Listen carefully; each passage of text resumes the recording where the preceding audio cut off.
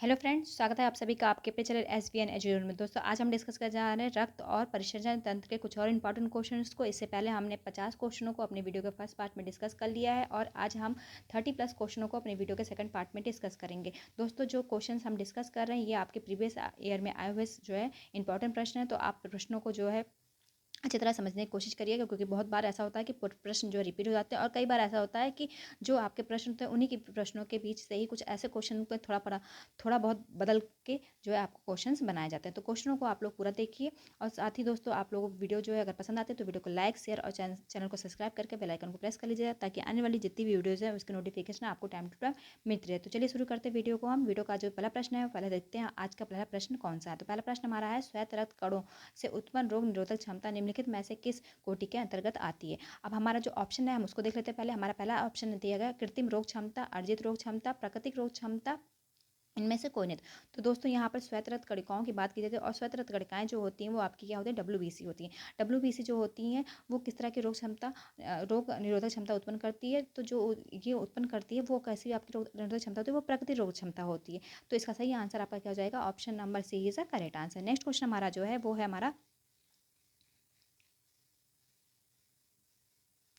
Pulmonary शिरा रक्त का संचार करती है। अशुद्ध रक्त हृदय को, शुद्ध रक्त हृदय को, अशुद्ध रक्त हृदय से, शुद्ध रक्त हृदय से। तो दोस्तों यहाँ पर सबसे पहले देखिए हम एक बात आप लोगों को बता देते हैं, क्योंकि इससे पहले भी हमने डिस्कस किया था कि शिराएँ जो होती हैं उसमें क्या होता है, अशुद्ध रक्त का परिसंचरण होता है और जो धमनियाँ होती हैं उसमें जो है आपके शुद्ध रक्त का परिसंचरण होता है। लेकिन जो आपके एक्सेप्शन में आएगा उसमें आपके दो शिराएँ ऐसी होती हैं, जिसमें आपका पहला शिरा होती है पल्मोनरी शिरा की अगर हम बात करते हैं, और आपकी अंबिका शिरा जो होती है। दो शिराएँ ऐसी शिराएँ होती हैं जिसमें आपका क्या होता है, शुद्ध रक्त जो है रक्त का संचरण होता रहता है। तो ये जो शिराएँ होती हैं आपकी, वो कैसे रक्त का संचरण करती है, शुद्ध रक्त। अगर आपसे क्वेश्चन पूछा जाता है कि पल्मोनरी शिरा में किस तरह का रक्त का संचार होता है, तो आप बताएंगे शुद्ध रक्त का।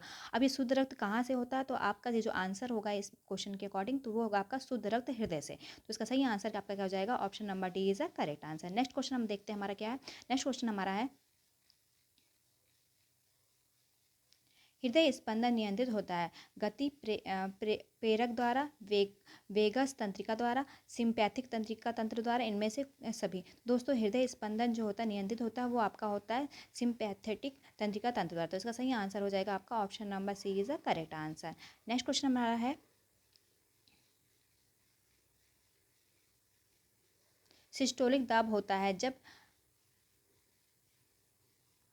रक्त निम्न होता है, जब दाब सर्वाधिक होता है, रक्तदाब नहीं के बराबर होता है, इनमें से कोई नहीं। तो दोस्तों, सिस्टोलिक और डायस्टोलिक को हम इससे पहले कई बार आपको वीडियो में आपसे डिस्कस कर चुके हैं। सिस्टोलिक क्या होता है, डायस्टोलिक क्या होता है। तो अगर हम बात करते हैं सिस्टोलिक और डायस्टोलिक की, तो दोस्तों जो सिस्टोलिक की स्थिति होती है उसमें आपका हृदय क्या होता है, सिकुड़ता है, और जो डायस्टोलिक की स्थिति होती है उसमें आपका हृदय फैलता है। देखिए, इस क्वेश्चन को यहाँ पर इस तरीके से बनाया जाता है कि सिस्टोलिक की स्थिति में हृदय जो है फैलता है या फिर सिकुड़ता है। तो आप बताएंगे सिस्टोलिक की स्थिति में हृदय क्या होता है, हमारा सिकुड़ता है, और डायस्टोलिक की स्थिति में क्या होता है, हमारा हृदय फैलता है।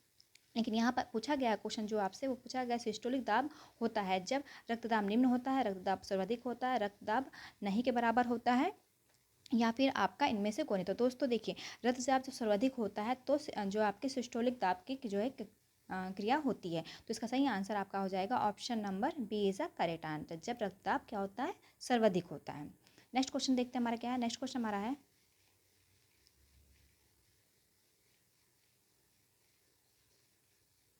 रोगी को तनिक से आघात के फलस्वरूप अत्यधिक रक्तस्राव हो सकता है, हीमोफोलिया फीलिया में, या फिर अल्प रक्तदाब में, एनीमिया में, धमनी रक्तस्राव में। तो दोस्तों, जो रोगी होते हैं अगर उन्हें जरा सा भी आघात होता है उसके फलस्वरूप जो है अत्यधिक रक्त का स्राव होता है, तो ये इस तरह की जो बीमारी होती है वो आपकी हीमोफीलिया में होता है। और हीमोफीलिया एक तरह से आपका क्या है, अनुवांशिक बीमारी होती है, जिसमें पीड़ित व्यक्ति को थोड़ा सा भी चोट लग जाता है तो क्या होता है, अत्यधिक मात्रा में रक्तस्राव जो है होता है। तो इसका सही आंसर क्या हो जाएगा आपका, option number A is a correct answer. Next question हमारा है,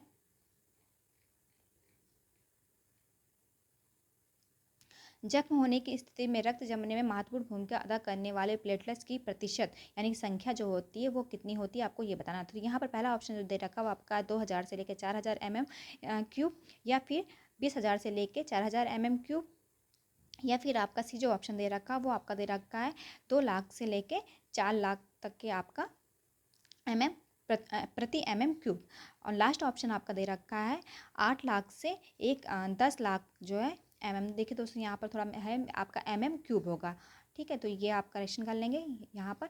तो देखिए इसका जो आंसर होगा वो आपका ऑप्शन नंबर डी ही होगा। जब भी जख्म होने की स्थिति होती है तो उसमें जो आपकी रक्त जमने में महत्वपूर्ण भूमिका अदा करने वाले जो प्लेटलेट्स होते हैं उनकी जो संख्या होती है वो क्या होनी चाहिए आपकी 8 लाख से 10 लाख MM/³ होनी चाहिए। तो इसका सही आंसर क्या हो जाएगा आपका option number D is the correct answer. Next question हमारा है, देखिए दोस्तों अगर इसमें से आपके क्वेश्चन के आंसर आ रहे हैं तो आप कमेंट बॉक्स में उसके आंसर जो है देते चलेंगे, ताकि इसी तरह से आपका रिवीजन भी हो जाएगा।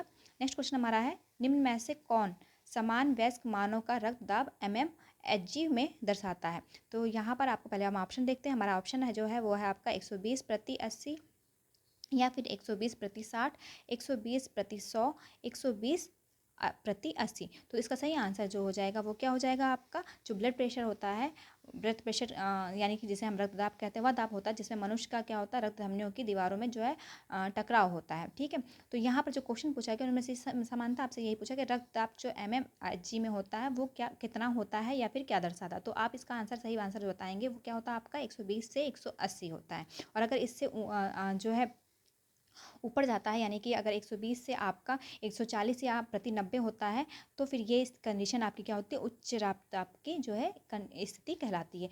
तो यहाँ पर जो सामान्य वयस्क मानव में रक्तदाब होता है वो आपका 120 से प्रति 80 mmHg होता है। तो इसका सही आंसर हो जाएगा आपका option number A is the correct answer. Next question हमारा जो है वो है हमारा बाइकॉस्पिड वॉल्व बीच में स्थित होते हैं। बाएं अलिंद तथा बाएं निलय के, दाएं अलिंद तथा दाएं निलय के, बाएं अलिंद तथा दाएं अलिंद के, या फिर बाएं निलय तथा दाएं अलिंद के। तो देखो दोस्तों यहाँ पर सबसे पहले मेन चीज़ आपको ये पता होनी चाहिए, अगर आप जो है इन क्वेश्चंस का आंसर दे रहे हैं तो आपको इन क्वेश्चंस के कॉन्सेप्ट बहुत अच्छी तरह से क्लियर होने चाहिए, क्योंकि आपको हार्ड यहाँ पर देखिए जितने भी क्वेश्चन अभी तक हमने डिस्कस किया लगभग आपके क्वेश्चन जो है हार्ड से और परिसंचरण तंत्र जो आपका रक्त का है उससे संबंधित क्वेश्चन है। तो यहाँ पर देखिए हमारा टॉपिक भी वही है। अगर हम क्वेश्चंस की बात करें दोस्तों तो यहाँ पर देखिए बाइकॉस्पिड वॉल्व क्या होता है, पहले तो आपको ये मालूम होना चाहिए, ठीक है। और दूसरा जो है आपका बाया अलिंद क्या होता है, दाया अलिंद क्या होता है, और बाया निलंद क्या होता है, और दाया निलय क्या होता है, ये आपको पता होना चाहिए। तो देखिए जो आपका हार्ड होता है वो हार्ड क्या होता है हमारे 4 चैम्बरों में डिवाइड होता है, जिसमें आपका जो होता है बाया अलिंद और दायां अरिंद जो होता है ऊपर का पोर्शन होता है जिसमें आपका 4 होता है। जब आप इसको हार्ड का थ्योरेटिकल पार्ट पढ़ेंगे तो वहाँ पर पूरी तरह से आपको इसका जो है डिस्क्रिप्शन में मैं आपको बताऊँगी और वहाँ पर आपको क्लियर हो जाएगा, ठीक है। तो यहाँ पर जो है अब आपको इसके बारे में अगर पूरी बातें पता है तो भी आप इसका आंसर जो है दे सकते हैं। तो देखिए थ्योरेटिकल पार्ट को पहले आप क्लियर करिए, इसमें क्या है। तो यहाँ पर अगर मैं बताऊँगी आपको कि बाइकॉस्पिड वॉल्व की बात की जा रही है जो बीच में स्थित होता है, तो वो दोस्तों किसके बीच में स्थित होता है, वो आपका स्थित होता है बाया अलिंद तथा दाएं नीले बाएं अलिंद और दाएं अलिंद जो है के बीच में स्थित होता है। तो इसका सही आंसर हो जाएगा आपका option number C is a correct answer.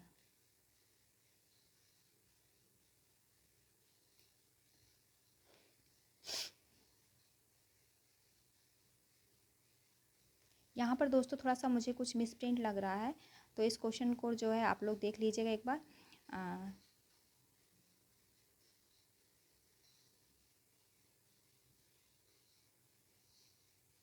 यहाँ बाया अलिंद और दाया निलय होना चाहिए, लेकिन इसको एक बार हम लोग जो है फिर से देख लेंगे।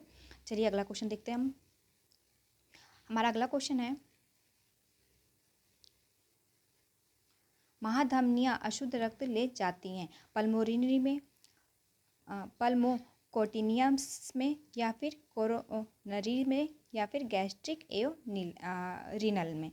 दोस्तों जो महाधमनियाँ अशुद्ध रक्त ले जाती हैं, अभी हमने ऊपर ही बात की थी कि जो धमनियाँ होती हैं उनमें हमेशा जो है आपका क्या होता है शुद्ध रक्त का परिसंचरण होता है और जो सिराएँ होती हैं उसमें क्या होता है अशुद्ध रक्त का परिसंचरण होता है। लेकिन उसमें जो सिराएँ आपकी ऐसी थी, एक पल्मोनरी थी और एक अंबिका सिराएँ थी जिसमें शुद्ध रक्त का परिसंचरण होता था। इस तरह से आपकी धमनियाँ होती हैं जिसमें आपका महाधमनी एक ऐसी धमनी होती है जिसमें आपका क्या होता है अशुद्ध रक्त का संचरण होता है। तो आपको ये बताना वो धमनी आपकी कौन सी है। तो इसका सही आंसर क्या हो जाएगा आपका पल्मोनरी में। तो इसका सही आंसर आपका क्या हो जाएगा option number A is the correct answer. Next question हमारा जो है वो है,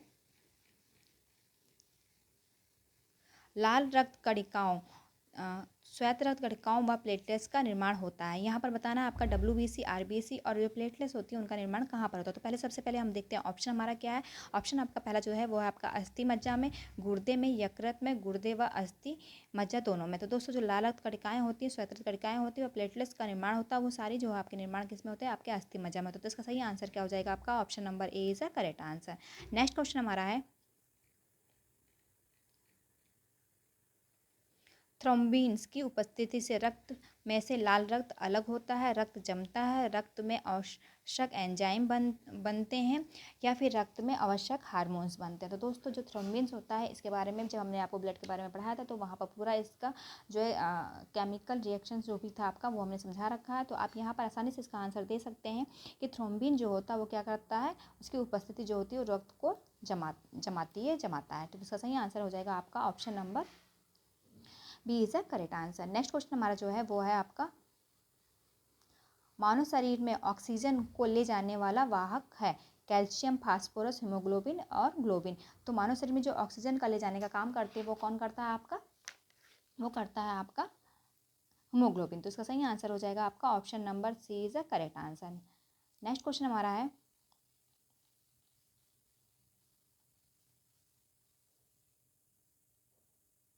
एक समान वयस्क व्यक्ति का हृदय 1 मिनट में कितनी बार धड़कता है, 72 बार, 80 बार, 84 बार या फिर 70 बार। तो जो एक समान मनुष्य होता है उसका हृदय जो होता है हृदय 1 मिनट में 72 बार जो है स्पंद करता है। तो इसका सही आंसर क्या हो जाएगा आपका, यानी कि धड़कता है। तो सही ऑप्शन हो जाएगा आपका option number A is the correct answer. Next question हमारा है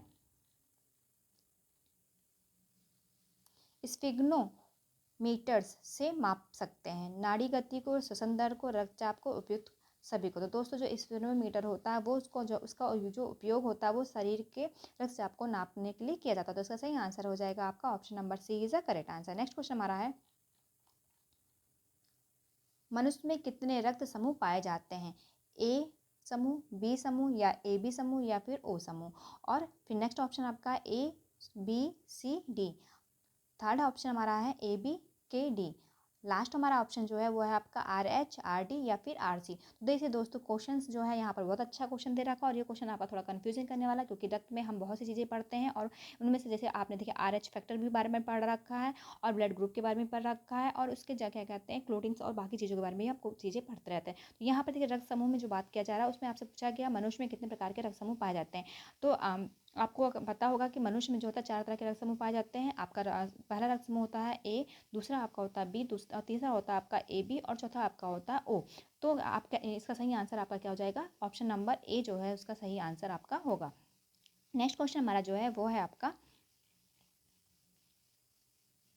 ईसीजी किसकी सही जानकारी देता है, मस्तिष्क की, हृदय की, फेफड़े की, मस्तिष्क की, यकृत की, फेफड़े की या फिर हृदय की। जो ईसीजी होता है दोस्तों इसका फुल फॉर्म अगर आपको पता है या फिर अगर नहीं भी जानते आप तो मैं आपको यहाँ बता देती हूँ। ईसीजी का फुल फॉर्म होता है इलेक्ट्रोकार्डियोग्राम्स। तो इलेक्ट्रोकार्डियोग्राम्स जो होता है वो आपके हृदय के टेस्ट के लिए मतलब हृदय की जानकारी देने के लिए इसका प्रयोग किया जाता है। तो इसका सही आंसर होगा क्या, option number D is a correct answer. Next question हमारा जो है वो है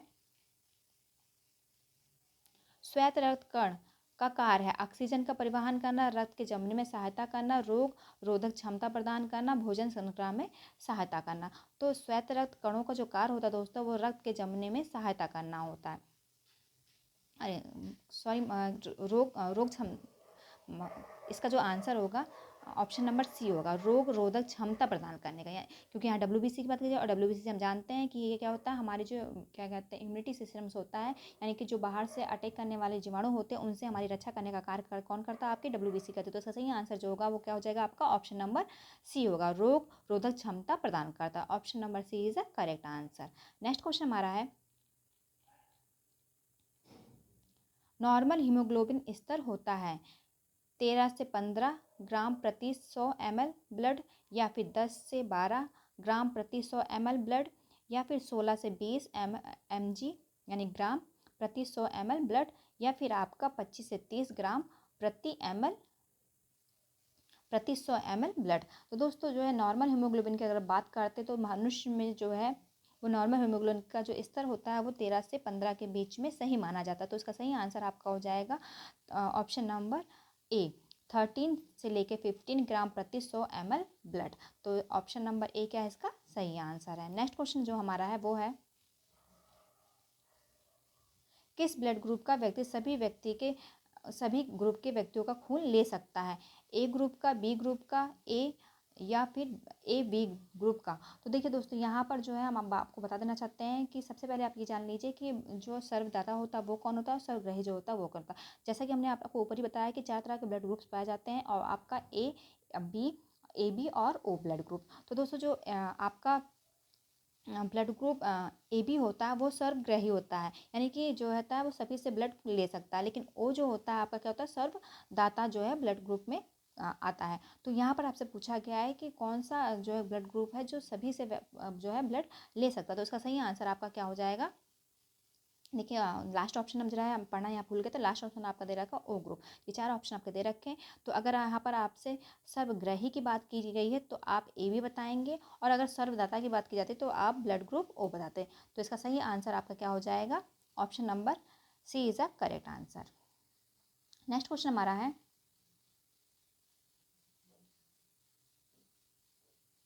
अंगों को जोड़ने का कार्य किया जाता है उपकला ऊतकों द्वारा, पेशी ऊतकों द्वारा, संयोजी ऊतकों द्वारा, तंत्रिका ऊतकों द्वारा। तो दोस्तों देखिए यहाँ पर हम आपको बता दें कि जो संयोजी ऊतक होते हैं वो क्या होता है अंगों को जोड़ने का कार्य करते हैं। तो इसका सही आंसर आपका हो जाएगा option number C is a correct answer. Next question हमारा है श्वेत रक्त कणिकाएं किस प्रकार की होती हैं? गोल, चपटी, अनियमित आकृति, बेलनाकार। तो जो श्वेत रक्त कणिकाएं होती हैं यानी कि WBC जो होती है दोस्तों वो आपकी क्या होती है अनियमित आकृति की होती हैं। यहाँ पर उसको आपका जो है स्ट्रक्चर बताना है, यानी कि जो शेप होता है वो कैसा होता है, तो वो जो होता है आपका अनियमित आकृति की दिखाई देती है जब हम इसे माइक्रोस्कोप यानी कि सूक्ष्मदर्शी से देखते हैं। तो इसका सही आंसर आपका क्या हो जाएगा? Option number C is correct answer. Next question हमारा है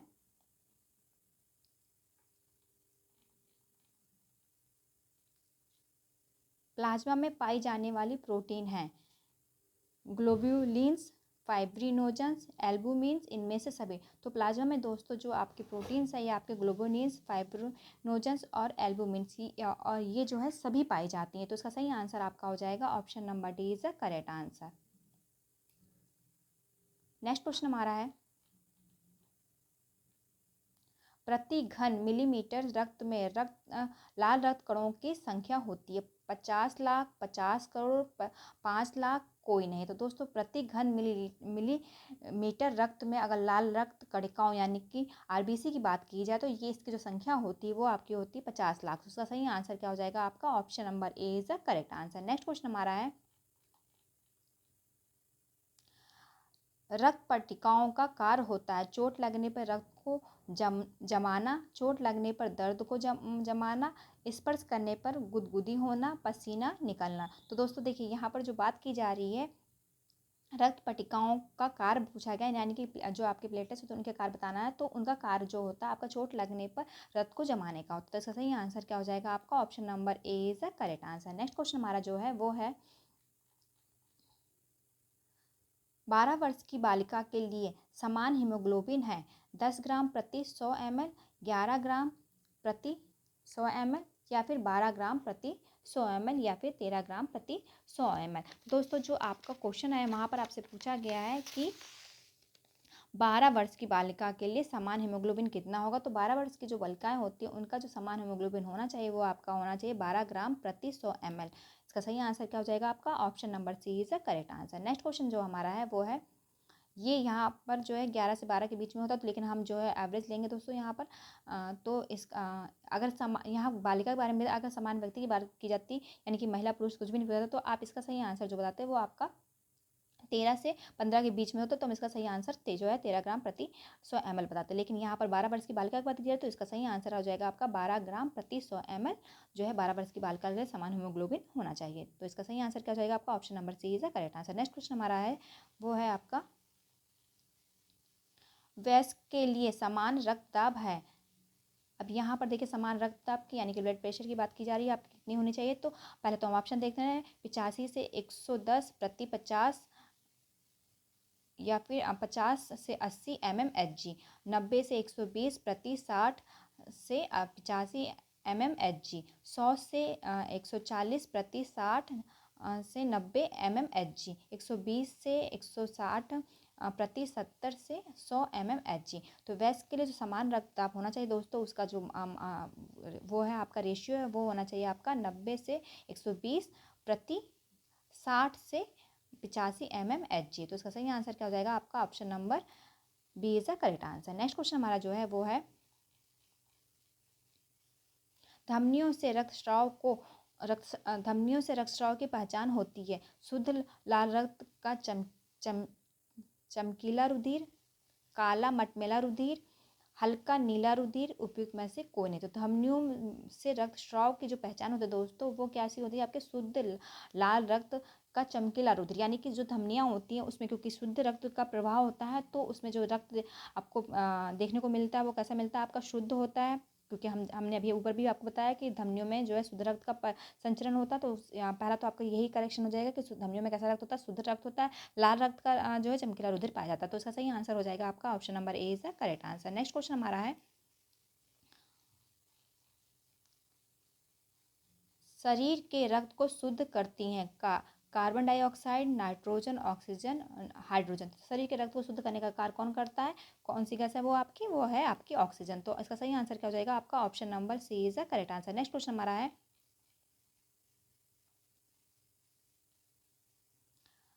डैश रक्त वर्ग का व्यक्ति सार्वभौमिक दाता कहलाता है। ए रक्त वर्ग का, बी रक्त वर्ग का, ए बी रक्त वर्ग का, ओ रक्त वर्ग का। तो देखिए दोस्तों, इसका आंसर आप लोग को अभी तक के जो है याद हो चुका है, क्योंकि मैंने ऊपर कई बार रिपीट किया है कि कौन जो है आपका सर्वदाता और कौन आपका सर्वग्राही। तो सर्वदाता यहाँ पर पूछा गया, सर्वदाता आपका कौन सा रक्त ग्रुप होता है, ओ रक्त ग्रुप होता है। तो इसका सही आंसर क्या हो जाएगा आपका option number D is the correct answer. Next question हमारा है हुकवर्म के प्रकोप से समानता होता है वेरी वेरी, क्वेश्कर, एनीमिया, टाइफाइड। तो हुकवर्म के प्रकोप से समानता जो होता है वो क्या होता है आपका एनीमिया होता है। तो इसका सही आंसर क्या हो जाएगा आपका option number C is the correct answer. Next question हमारा है 100 ml मानव रक्त में ग्लूकोज की मात्रा होती है 59 से 60 mg, 60 से 70 mg, 80 से 120 mg या फिर 60 से 80 mg। तो इसका सही आंसर आपका क्या हो जाएगा 100 ml मानव रक्त में जो ग्लूकोज की मात्रा होती है वो होती है आपकी 80 से 120 mg, यानी कि 80 से 120 mg के बीच में जो है आपका ग्लूकोज की मात्रा होनी चाहिए। तो इसका सही आंसर हो जाएगा आपका option number C is the correct answer. Next question हमारा है वयस्क के लिए समान सिस्टोलिक व डायस्टोलिक रक्तदाब है 140 प्रति 100 mmHg, 120 प्रति 80 mmHg, 120 प्रति 90 mmHg या फिर 120 से 80 mmHg। तो समान जो वयस्क होते हैं उनका जो सिस्टोलिक और डायस्टोलिक रक्तदाब होता है वो कितना होना चाहिए आपका, वो 120 से प्रति 80 mmHg होना था। इसका सही आंसर हो जाएगा आपका option number D is the correct answer. Next question हमारा है इसमें से कौन ऊतक है, यकृत, रक्त, आहार नली, पेनक्रियास। दोस्तों यहाँ पर देखिए हमने जो है जब रक्त के बारे में पढ़ा था तो वहाँ बताया था रक्त जो होता है वो क्या होता है आपका संयोजी ऊतक होता है। तो यहाँ पर ऊतक आपसे पूछा गया, बाकी सारे क्वेश्चन जो है वो आपके जो है ऊतक में नहीं आते हैं। तो ऊतक में आपका जो आता है वो क्या आपका रक्त है, जो कि आपका किस तरह का ऊतक है, संयोजी ऊतक। तो इसका सही आंसर क्या हो जाएगा आपका option number B is the correct answer. Next question हमारा जो है वो है आपका रक्त के जमने में कौन सा प्रोटीन सहयोगी होता है, एल्ब्यूमिन्स, फाइब्रिनोजेंस, ग्लूबिन्स, इनमें से कोई। तो रक्त के जमने में जो प्रोटीन सहायक होता है वो आपका क्या है, फाइब्रिनोजन है। तो उसका सही आंसर हो जाएगा आपका option number B is a correct answer. Next question हमारा है